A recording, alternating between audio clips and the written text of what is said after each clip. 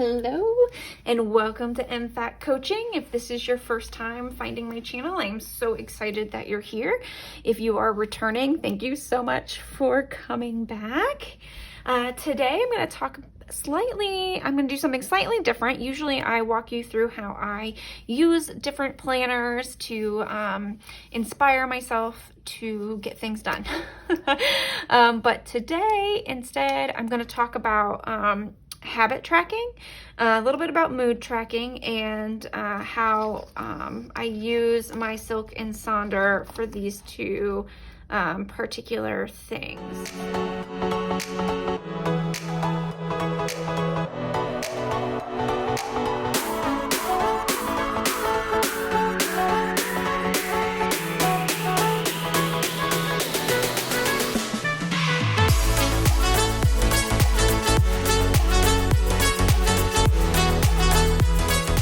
Mood tracking is something that I used to, I don't know what the right word is, but I used to kind of speak or, think poorly of. I didn't think it was helpful. I used to say it doesn't do anything for me, it's really nothing. And some of that is because I have more than one mood and seemingly any given moment, but certainly in any given day, I am very affected by what just happened. Something I'm working on, something that walks have helped me with, and also something that this mood tracker has helped me with. So the mood tracker starts each week or each month as being blank. So some months it looks like this, other months it looks like this. This month I tried to make it look like a snowflake in the circle, and then I draw around it. And I say so there are 6 key moods. I use a mood or a feelings circle, which I'll put a link to below, to choose my feeling. And then I write that feeling down in the appropriate color. And what that helps me do is to go back, and because I do this at approximately the same time every morning, it just helps me to see really how I'm feeling as my morning starts. So what am I feeling, not necessarily first thing in the morning, but what am I feeling as I sit down to track my days. And then at the end of the month or throughout the month, I can kind of use the colors as a guide. It so happened that because I wanted the background to look kind of like sky, I chose colors that were blue, and then colors that were potentially what colors the sky could be in terms of more of a brown, this kind of off purple color, and then this pink color, this red color. So sad, mad, and scared. And then I write down the word. So I'm never keeping myself to these 6 terms because I could never do that in a million years. And then, as I've spoken about in a previous video, it's really fun to learn what words are powerful. So like hopeful, serene, hopeful, I like that word. These are actually in the powerful category, and that is really, has really opened my eyes to what the word powerful can truly mean. So that's been just a great eye-opening and like power claiming thing for me to do, was to do this mood tracker and really see what words are in the powerful category, because I until recently would never have told you that I feel powerful. I'm not very strong in terms of brute strength. And I am strong if you want to talk specifically about my ability to feel emotions and to express them, sometimes in healthier ways than others. But I wouldn't always call that strength either. But I am learning to really embrace powerful in terms of those feelings on the feeling chart. Then the habit tracker, I'm pretty sure looks like this every month, or at least it has since like May of last year. It does again in February and next month. And so this month I And I've been tracking, some of these I've been tracking every month for quite a while, and then some of them rotate in and out. So the things I'm tracking in January are my weight, my workouts, whether or not I've messaged my friends and my family every day, whether or not I flossed every day, whether or not I've listened to music, whether or not I journaled, which is specifically my gratitude journal, and then whether or not I have put on mascara and jewelry, which for me is an indication that I've actually gotten up and gotten ready for the day, which I have found is a necessary component due to COVID. So you can see I track my weight. If you see a little star by it, it means that I usually track my weight in the morning, and now I've been doing it in the evenings. And if I could get this to drop below that number, I would be super excited. A little weird to put that out there, but I'm not gonna blur it. So there you go. My workouts, I actually have a workout schedule. So this is a page that I repurpose. It's supposed to be a sleep tracker, but I don't have trouble sleeping, so I repurpose it every month to my workouts, because I find it best for me to plan out what I am going to work out, instead of saying I will just do it, because if I just say I'll do it and I don't know what I'm going to do, I probably won't do it. So I work out 5 times a week, and which does mean that I get credit for working out on days where my workout is technically off. So my traditional workout days, or the days that I have off, are Wednesdays and Sundays.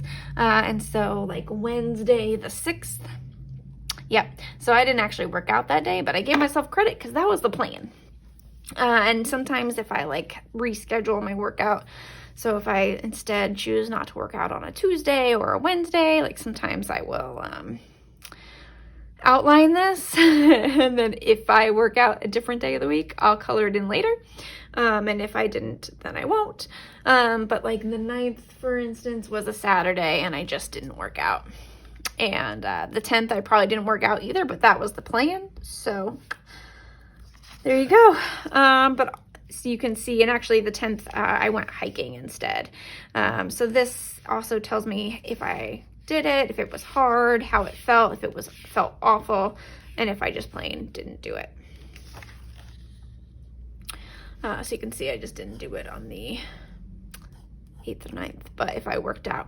Anyway, you can kind of see how I track that. So this is the if I did my workout plan within the week.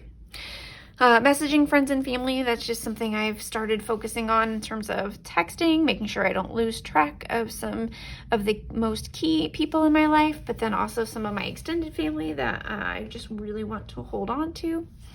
Flossing, that is something that for the longest time I didn't do with regularity. And then I learned that actually like gum health is really related to heart health.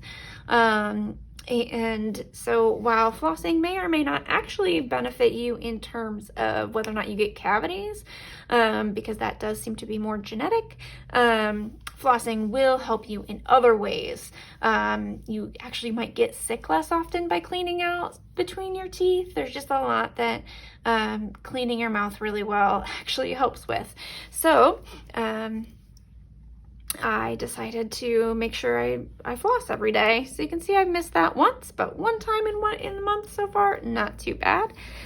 Listening to music is something I put on here because I can easily forget to do it, but doing it like soothes my soul in such a way that it really is important to me to make sure I get it done. And so I like to put that on there. Journaling, the same thing. It really just is truly beneficial, or more beneficial to my life if I do my gratitude every day.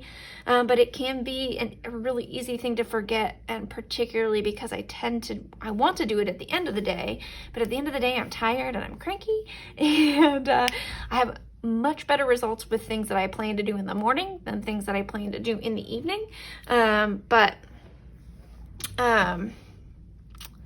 But journaling, like trying to say what were the best parts of my day, kind of hard to do first thing in the morning unless I want to do it for the day before. But I really find it helpful to reflect back on the day, and I go to bed just a little happier when I do this. So journaling goes on here, and I'm leaving it in the evenings to try and get myself to do more in the evenings. And then, as I say, the mascara and the jewelry is about making sure that I get ready for the day, because I just felt like I was spending a lot of my time in pajamas and then not being and then being kind of cranky about it. So I found best to just plot that on here. So you can see there are still days that I forget, and then this half day where I think I did jewelry but not mascara, because around here I actually had a little bit of problem. Something was going on with my eye. It was all red and puffy, so it was just best if I didn't put mascara on. So I just did jewelry. And those are the habits that I'm tracking. So the way I do it, every Monday through Friday, every morning I sit down at my desk, usually after I've gotten up, I've worked out. As you can see, I've taken my weight, and I usually mark these 2 down, and then sometimes I've done one of these others already, but if not, they all stay blank. And then the next day, so tomorrow morning, I will get up, I will work out, I will then take my weight, I'll mark that down, I'll put the workout, and then I'll actually fill out the rest. Did I message my friends and family today? Did I floss? And I'll be asking, did I floss last night? Did I listen to music yesterday? Now this one I've done by now, so I can add that to, I could fill that in right now if I had the right color out. Did I journal last night, and have I put on mascara and jewelry? I have done the jewelry portion, but I haven't done the mascara, so we might get halvesies there. And that takes me maybe 5 minutes to go through that. Not very long at all, and I just love the way the design comes through. I choose colors that I think will look good together, but that are usually at least somewhat based on the cover. So this was just muted, more of the muted colors in a rainbow format. So these are my habits for the month. I'd love to hear what you are tracking over the course of the whole month. The nice thing about the Silkansonder is it also gives you ways to track things just for a week if you want. So you get weekly options. And maybe I'll come back and talk about that at a different time. But for now, these are the different habits I have this month. I would love to hear what habits you're working on and how you track them. And for now, I think that's where I'll leave this. All right, thanks for stopping by. Good luck with your habits, and I'll talk to you later. Bye.